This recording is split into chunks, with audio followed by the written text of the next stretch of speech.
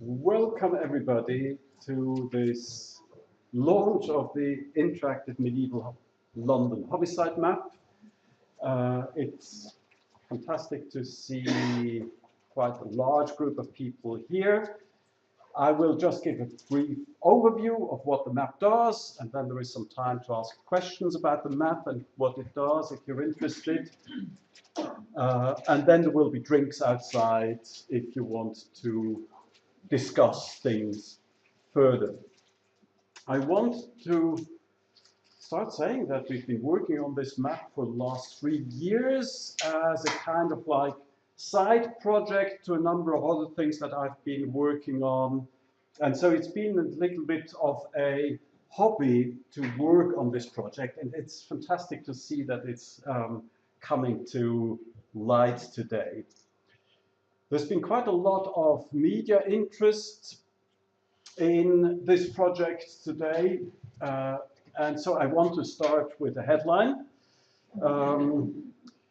This is the kind of headline that you would have seen in the early 14th century had there been newspapers. There were no newspapers, but the kind of records that we've been analyzing for this project give us the kind of information that you might see in a newspaper.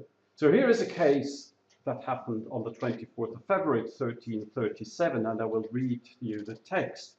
Friday after the feast of St. Matthias, John Mulward, a purse cutter, was found dead, of a death other than his rightful death in the High Street opposite the hostel of Master William de Plumstock in the parish of St. Gregory, in the ward of Castle Bernard.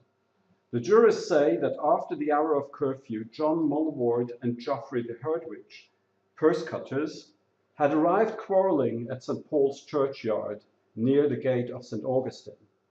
Geoffrey struck John with a knife called trencher, inflicting a wound near the navel 2.5 inches long and reaching the bowels and causing his immediate death. The felon immediately fled, and he had no possessions. Just to explain, this is not one-to-one the original text, but the text that I show you here conveys all the basic elements. Just come in. Shows you all the basic elements of what has been happening in this case. You will see that the language is quite formalistic, formulaic, but one of the interesting things that I just want to outline here is that there is quite a precise description of where this murder case happened, namely in St. Paul's churchyard near the gate of St. Augustine. And so I will show you in a few minutes that we can pinpoint, actually almost to the meter, exactly where this had been. The interesting thing is that we can do this for many, many cases in the early 14th century, and that allowed us to construct this map. I want to start with giving you a broad overview, just a very quick overview of what medieval London looked like. This map is not a map of medieval London. This map was produced in 1570. It was published in 1572 by two publishers who wrote, in a sense, the first rough guide to the world, and they published over 570 maps of all cities across the world. And this is the map of London. But at that time, London was still geographically, in terms of the size, roughly the size of what it had been in the early 14th century. And it's just a very nice map. In the early 14th century, London probably had a population of about 60 to 80,000 inhabitants. About 20 years ago, one thought that it might have had about 40,000 inhabitants, but now one believes that it may have been closer to 60 or 80,000 inhabitants. It was subdivided in 24 wards and 110 parishes. You can nicely see what a green city London at that period was, with lots of gardens, and you can nicely see the old Roman wall that goes round the city of London. I just want to go a little bit more into the proper city within the walls and show you some of the elements that you might encounter if you go into the interactive London homicide map. So first of all, one of the important things of London is that it was surrounded, the city of London was that it was surrounded by the wall that was still the old Roman wall that essentially constituted the border, the boundaries, not of the city of London, but of the closely built over area, with the 7 gates from Ludgate, Newgate, Aldersgate, and so on and so forth. Criminologists among you, I don't know whether there are any criminologists here. Yes, there are some. Might be particularly interested in Newgate because that's where the old prison was until the 19th century, actually. And Ludgate became a debtor's prison in the 15th century. The other element I just mentioned, that there were 110 parishes. On this map, you can clearly see all these parish churches. So people would have felt to belong to one particular parish church. And the parish churches are mentioned quite frequently in these documents. And the geography of the city was very much oriented around in what parish church or in what parish something happened. One of the important elements of London that you would see in the homicide cases are the important market areas of London. So think about this as the central business districts of London in the Middle Ages. So what you can see here is, here's St. Paul's, this is Cheapside, and Cheapside was already in the Roman area, but in the Middle Ages, was one of the main business areas. To the west, you first had some meat markets, then you had an array of all kinds of different trades that went into the various streets to the north and the south of Cheapside.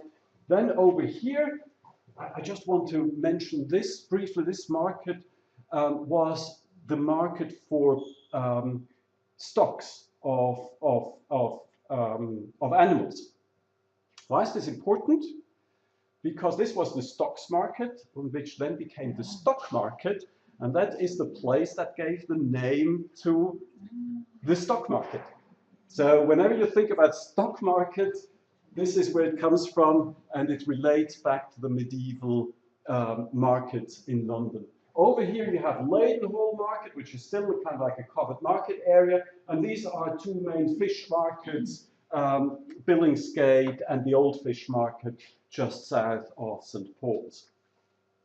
There were many religious houses on this map, because that's the Elizabethan, they would no longer have existed, but I just want to show them to you. There is Blackfriars to the west, and there is Greyfriars, the Franciscans, and there is a nunnery, I can't remember right now which one this is, over to the east. So a lot of different large religious houses. Estimates are that probably about 10% of the population in London were members of one of the religious houses. I want to show you briefly the London Bridge, which was, until the 19th century, the only place where you could go from north to south. Down here we have Suffolk. And London Bridge was built over with lots of houses. There was a total of 190 shops on top of London Bridge. And so that's an important trajectory. I just want to show you this. This is what the area looks like today. So that's, of course, not medieval, but I just want to show you that, you know, these medieval areas have changed a lot over time. So the question is, so where were the murders on this map? And before I show this to you, I need to explain to you a little bit what the sources are on which this map is based. The source that we've been working with are the so-called Coroners' rolls. So the coroner was a high-ranking public official The origins of the coroner may go back actually to Anglo-Saxon times, but it became formally established in 1194 as the custos, placitorum, Coroners. So that is the person who looks after the royal pleas, meaning that this is the person that has the responsibility for keeping the records of felonies that should be tried by the royal court. So think about this as a system where the Eyre Court, which is the royal court, shows up in a city or a place every few years. It could sometimes take many, many years, 10 years, 20 years. And that was the moment when felonies, serious crimes were dealt with. And so somebody had to make sure that at that point in time, records were kept to make the accusation, to make the case. And so this is where this coroner comes from. His role, however, was more limited in that he was only responsible for dealing with cases of violent death. So that included homicide, suicide, and accidents. And all these cases were recorded by the coroner. He would also be responsible for abjurations of the realm, appeals, exactions, and outlawries, and so on. So the coroner would record this event and present the evidence then at the general ear. These roles were not generally submitted to the chancery, to the royal court, but they would be kept by the coroner, and that's the reason why they haven't survived in an entire series. So for London, for this time, between 1300 and 1340, 9 roles have survived. They were written in Latin by a clerk of the coroner, and in the 19th century they were translated into English, into a manuscript, and these manuscripts were published in 1913 by Reginald Sharp. And if you're interested in the original documents, they're just publicly available. Not the Latin originals, but the translated English versions. You can download them and look at them, with the exception of one role that Reginald Sharp either was not aware of. I'm not sure why he didn't include this in his role. The 13, 15, 16 role is not included. Just to explain to you, why is this always 2 years? It's 12 calendar months, but the legal year starts at the beginning of Michaelmas term. And so the legal year goes over 2 calendar years. What would you do in the data collection? The first step was to read all the cases, retrieve the cases in this list of cases that included an alleged homicide.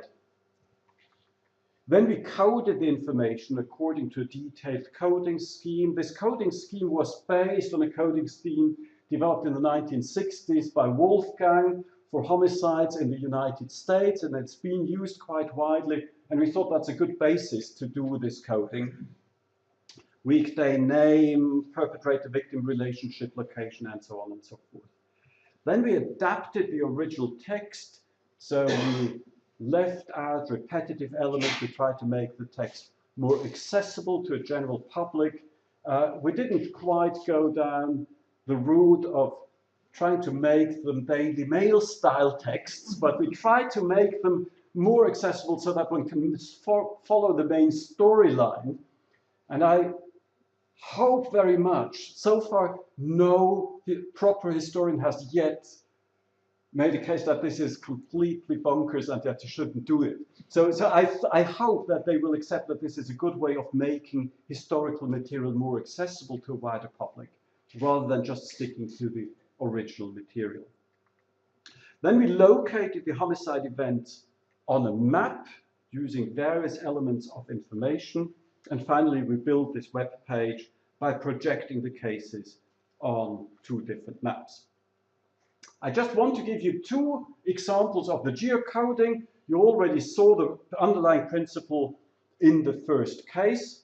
So in the first case displayed here, for instance, it says that John the Oxon, a clerk, killed somebody at the request of William the Cornwall. he went to the tavern of Edmund Cousin in the parish of St. Bride, where he assaulted John Wolfe, the taverner of the said Edmund, on account of an old quarrel. And you can see here, this place can be located quite well. It's St. Bride, Fleet Street, and it's in Farringdon without. So it's in Farringdon, so to the west of the city, outside Ludgate, and I could point this out to you on the map. But it's not more precise than this. I don't know where the tavern of Edmund Cousin was. So this is a limitation. So maybe somebody knows, and I've just been contacted today by historians who say, well, we might be able to help you. So it might be actually possible to pinpoint this even more precisely, but at the moment, there are limitations here. In the second case, you will see that this case actually entails several places. First, there had been an attack with a drawn sword in the parish of St. Mildred in the Poultry, and then the victim fell to the ground, got up, fled towards the church of St. Benedict, the grass church, and then there was this counterattack by Nicholas Lightfoot, which led to the which then led to the death of Nicholas. So this can again be identified quite closely to the final event happening close to St. Benet's Grace Church in the Bridge Ward. The two maps that we're using, I will show you the maps in a moment. We started with using the Brown and Hogenberg map. That's the map that I showed you before. It shows London around 1550. What I like about this map is that it has this fantastic bird's eye view. It's historical. It gives you a sense of what London might actually have looked like. But then I realized that the Historic Towns Trust has a fantastic map of London, the City of London, around 1270. So it's closer historically. And the big advantage of that map is that it has a lot of detailed information of what the buildings are actually about. But it's a technical map. It's not a historical map. And so that's maybe a disadvantage. So now I want to show you what this actually looks like. So when you go onto the map, it always starts with the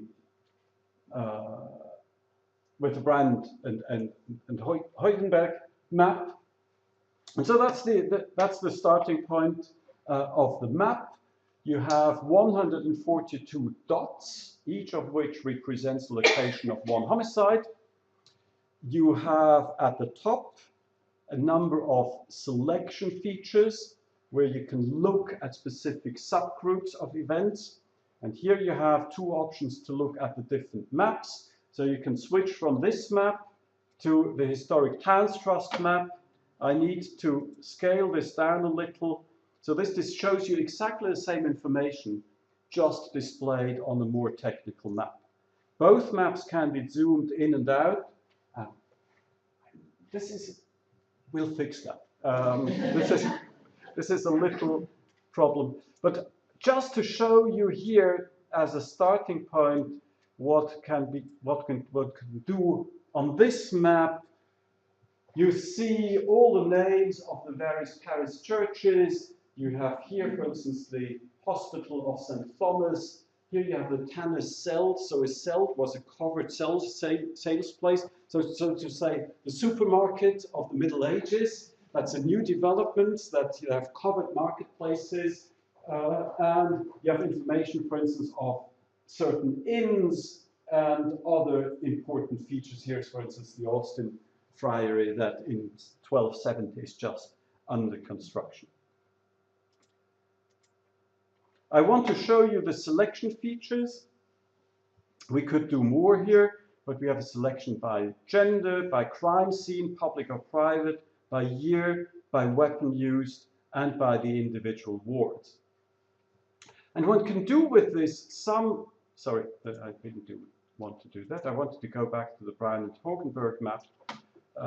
Zoom this up a little, yes. And I wanted to just show you some of the interesting things that one can learn. And I only realized this a few days ago. I first unclick all the events. One of the things that is interesting about this is that we can learn the geography of different types of murders. And I want to show this to you with a subtle difference.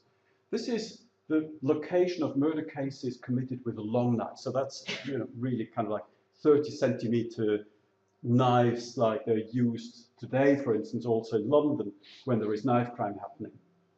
So you can see that these crimes are very heavily concentrated around Cheapside and probably also spreading out here towards the area around Cornhill. Now compare this to the location of events with short knives. And you can see that they're located in different places.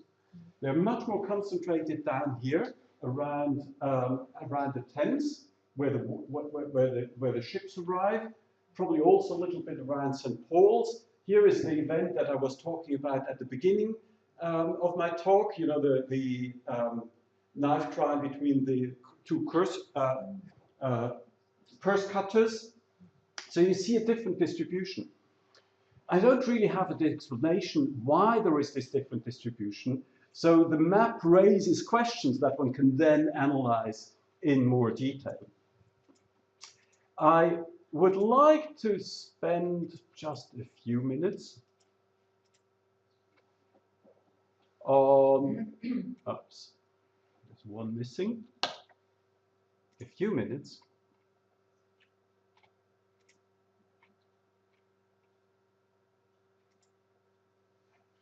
It takes a while. That's just because so many people want to look at that.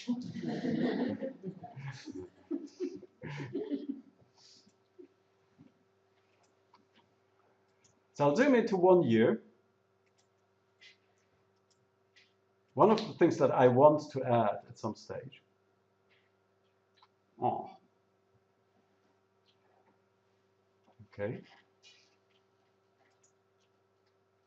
Is an option that allows me to unclick all events in one go.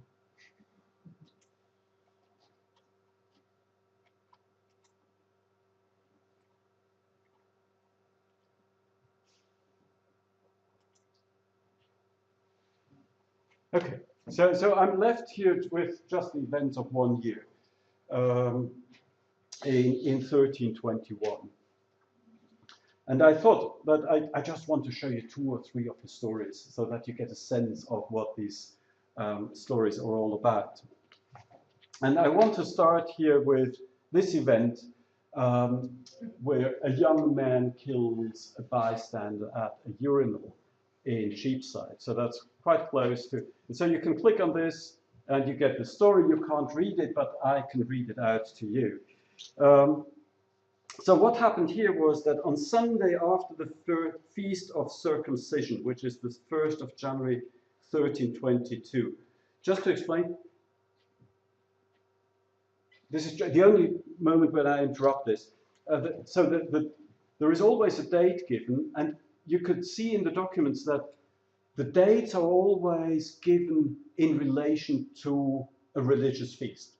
So the original documents would not have a date as we would have. They would say, this is 2 days before that and that saint, and so on.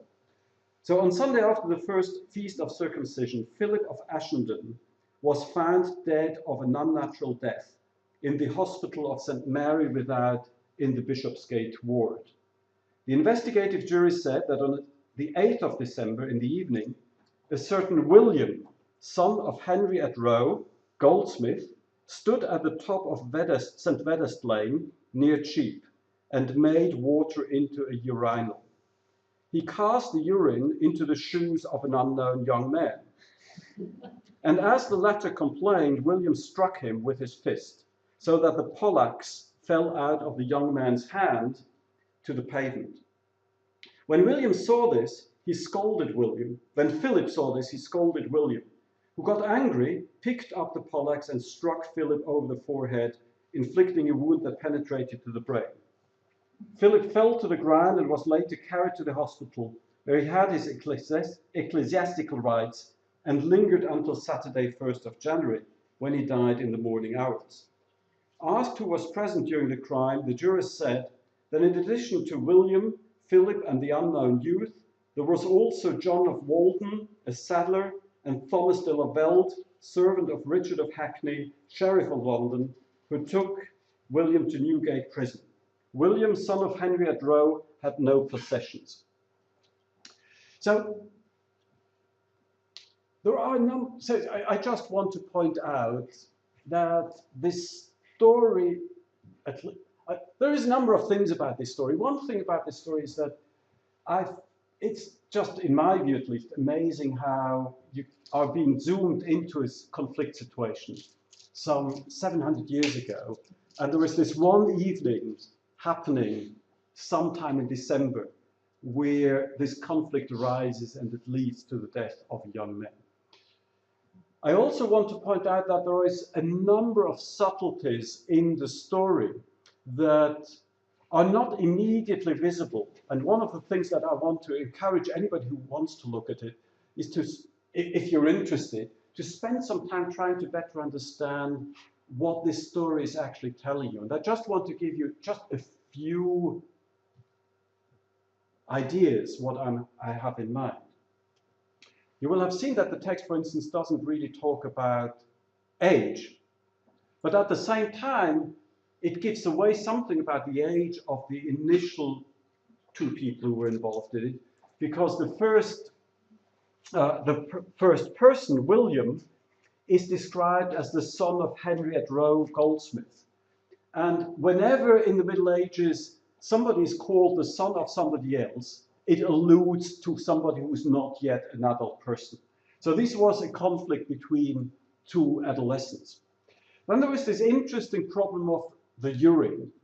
And I'm not sure exactly what is happening, and the story doesn't really tell exactly what is happening. But I was talking to a historian today who said, well, maybe this was about this young person actually collecting urine. Urine in the Middle Ages was a precious commodity because it was used by the tanners to treat leather. And so it may well be that there is more to this story, that maybe he was collecting this urine and a bottle fell over or something like this. So whether that initial conflict event was intentional or not, it's not entirely clear. There's also an interesting question, for example, why this young person ended up, and I don't have any answer for you, but I can show you what happened. If I can get rid of the event here. Yes, I can. So the event happened here. Interesting.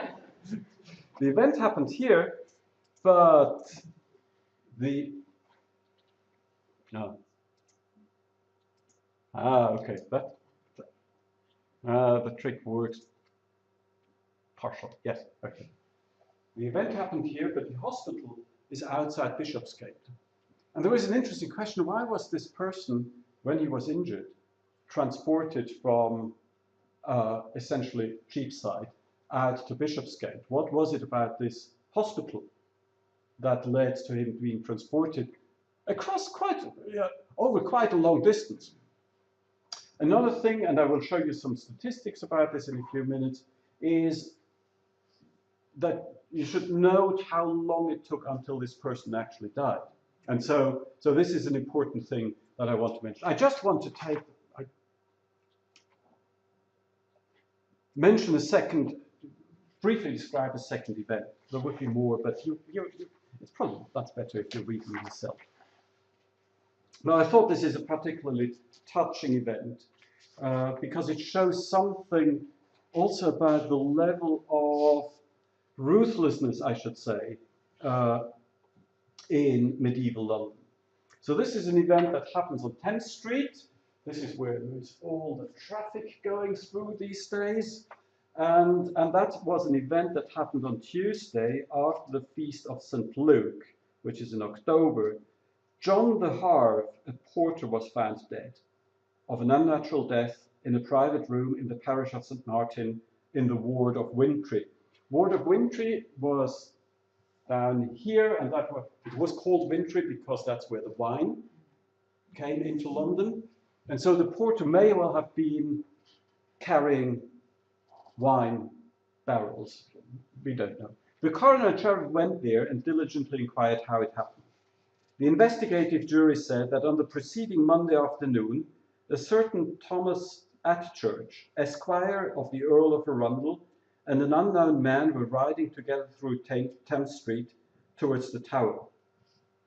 When they were opposite the house of Olive Sorrowless, a widow in St. Botolph parish, Thomas Atchurch nearly threw a woman carrying a child in her arms to the ground with his horse. John de Harve begged them to ride more carefully. This moved Thomas to anger, and he immediately drew his sword, striking John on his right side, inflicting a mortal wound 2 inches long and 5 inches deep.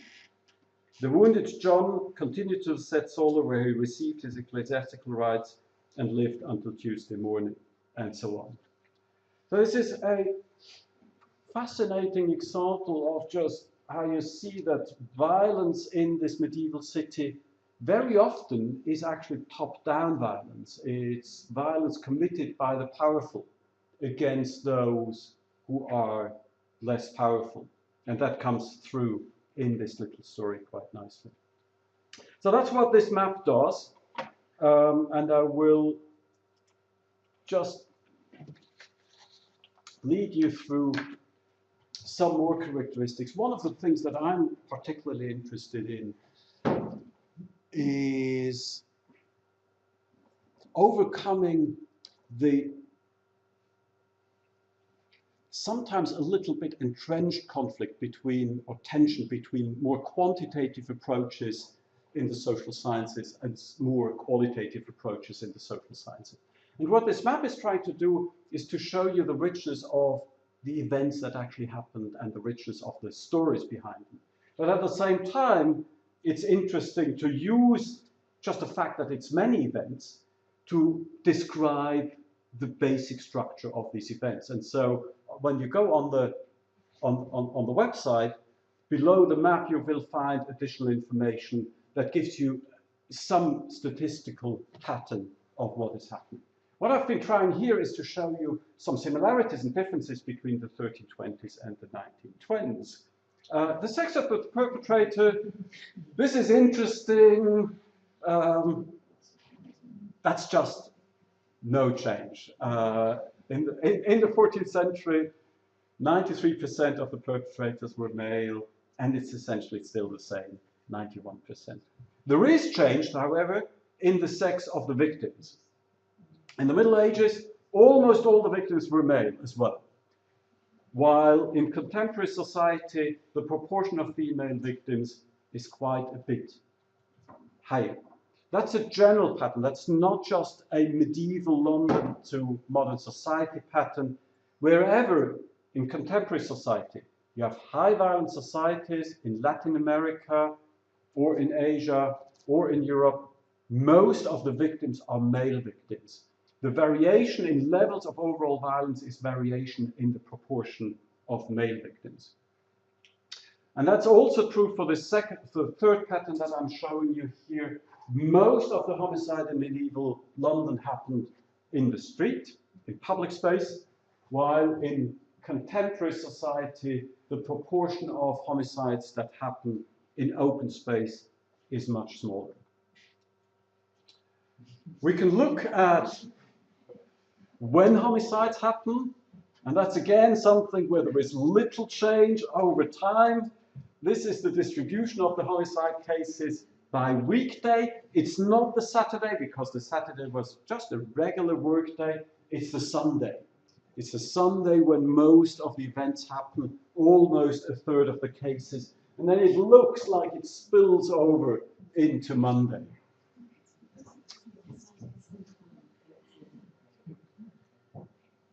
When do homicides happen in contemporary societies?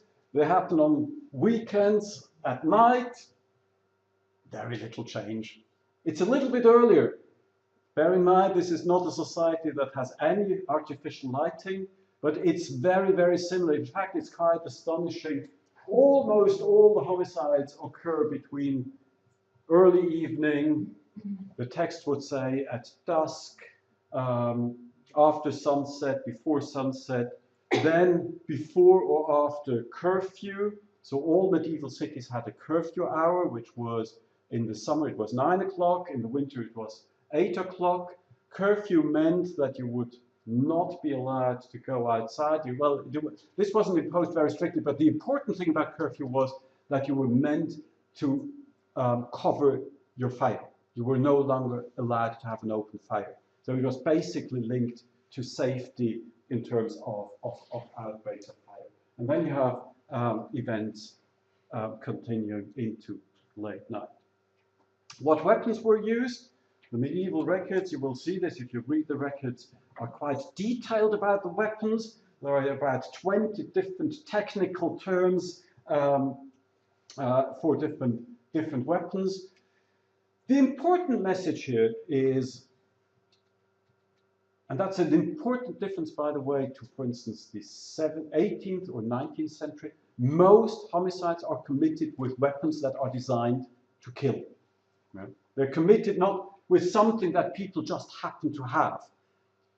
That's very different in the 18th century, when overall homicide rates in London are much lower, where you can see that people would not routinely carry a weapon with themselves. But this is a highly weaponized society. You know, this is a society where you just walk around as a young man, carrying a stick, carrying a knife, carrying a sword, because you anticipate that you have to defend yourself. Similar to US in the cities, for example. I was talking about time to death, so here are the detailed data, how long it takes to die. And what you can see is that only about a third of all cases lead to the immediate death. And that's an important information because many of you will know about, for instance, Steven Pinker's book on Better Angels, which makes this case that homicide violence has declined over many, many centuries. That's to some extent based on my own research, and I still think this is true. But there is an important difference here, because what this shows is that to some extent these death rates in a medieval city are influenced by the lack of emergency services. So if there had been an A&E centre in medieval London, almost all of these cases would not have happened. Now, of course, one could argue, on the other hand, that in contemporary society with firearms, there is also more effective technologies to kill. So there is a balance of technologies of healing and technologies of killing that play into the question of whether a society is more violent or not. So I'm just warning against the idea that just the number of homicide cases is a direct measure of overall aggressiveness. We have something, we have information about the social background of the perpetrators. And I find this is probably the most important difference to contemporary society. In contemporary society, most homicides are committed by young men who are in some way marginal. They're not doing well at school, they are probably excluded from school, they may belong to an ethnic minority. So there is a number of indicators that signal they are kind of like not part of the core society. But that's very different in medieval society. So of these 88 suspects for which we have some information about their background, about 5 belong to the higher echelons of medieval society. Crafts and trades are the largest category, and it's interesting, you wouldn't expect it. Goldsmiths are the largest number of cases. Then it's bakers, tailors, fishmongers, brewers, carpenters, cobblers. They're all members of the guilds. That's why they are defined, that's why they're mentioned. So they're part of the established society in medieval London. Then servants are an important group, but again, interesting, religious men are very strongly represented. 3 clerks, 2 chaplains, the master of a chapel, a priest. So there is kind of like quite a substantial involvement of clerical people in these records, and only 5 perpetrators can be identified as belonging to the marginal classes. And I'm not quite sure what this means.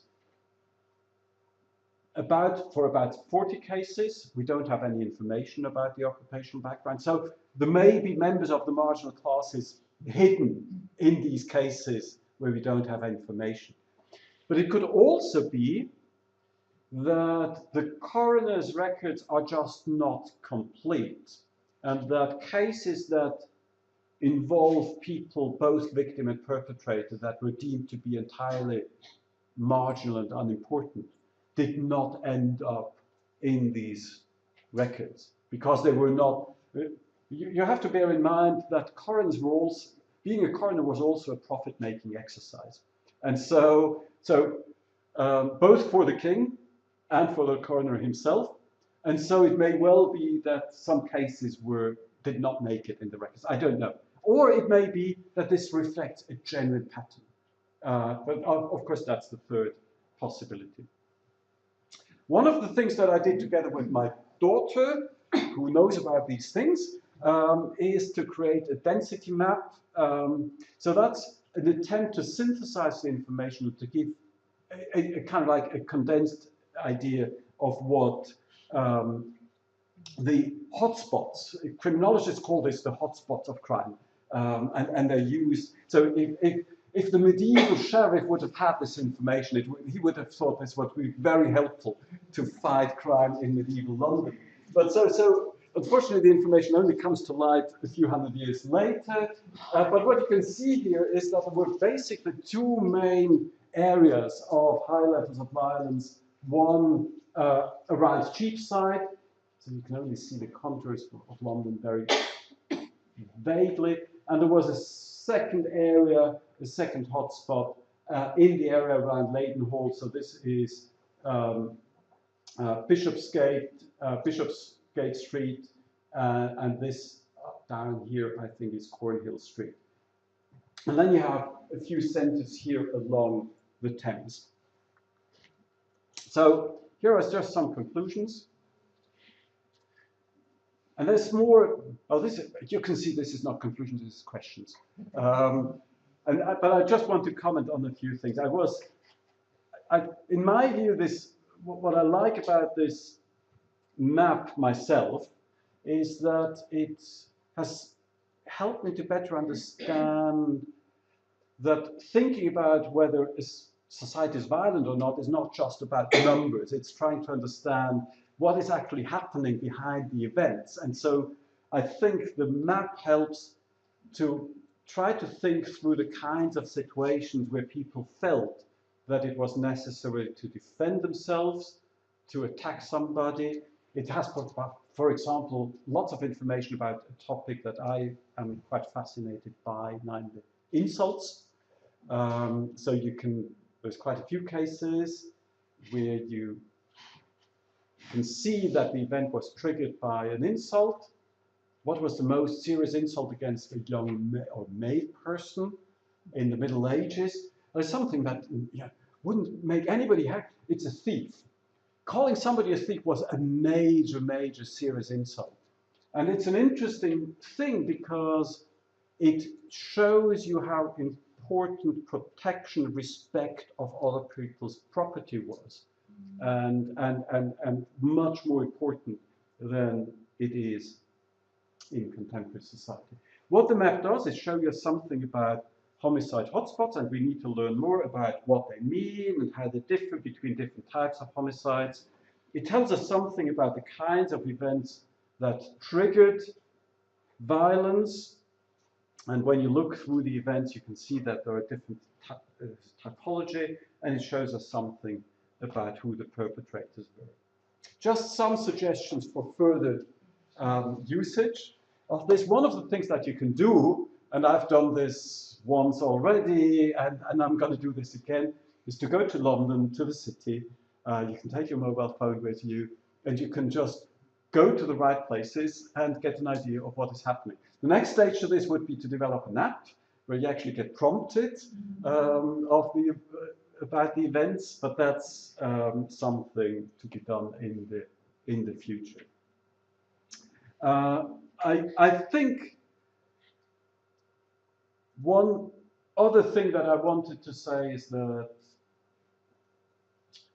the stories themselves are, many of them are just interesting stories, but if you want to get a better understanding of what is happening there, I recommend that you try to link this to, if you're interested in this kind of things, so that you try to link it to other pieces of historical evidence. And I think over the next weeks, I will try to add more links to websites or to publications that may help you to better understand what is happening behind these events. What is the jury doing, for instance? What does the seeking sanctuary mean, and how did it function? And why did so many people who sought sanctuary? This is, by the way, in itself, about a third of all perpetrators sought sanctuary in the church. And most of those who sought sanctuary in the church absconded during night. I don't know what was wrong with people trying to, sit around the church and make sure that this person doesn't escape. Many of them could escape. And there is a suspicion, at least one historian suspected, which may actually be true, I don't know, nobody knows, that sometimes the neighbors felt complicit with the perpetrator. So they intentionally let the perpetrator get away because they felt this was a fairer solution than sending the person to Newgate, which almost certainly meant the death of the person because they would just wait for years and years in extremely bad conditions, and most of them would die. So I want to end here with just thanking a large number of people who have been involved in this project over the years. Sam Barnes, who isn't here today, who did the web design, Brigitte, who is here, Simone, who is here, who helped, Nora, who isn't here, who helped with, who provided me with the statistical advice, Fred Lucy, who did media release, Michael Rice, who has come here, Jeremy Rees, who isn't here, and Ruth, my wife, who helped with the Geo-Coding. I was saying that was some of fun weekends to sit up, to brood over these maps and try to figure out where this event actually happened was quite interesting and a fun experience. So thank you to all of those who have helped me with constructing this website. I hope you enjoy using it, if you want to use it. Good, so thank you all very much for coming here. And I hope you find some time to look at the website, and you're all invited to share a glass of wine with us. Not get drunk.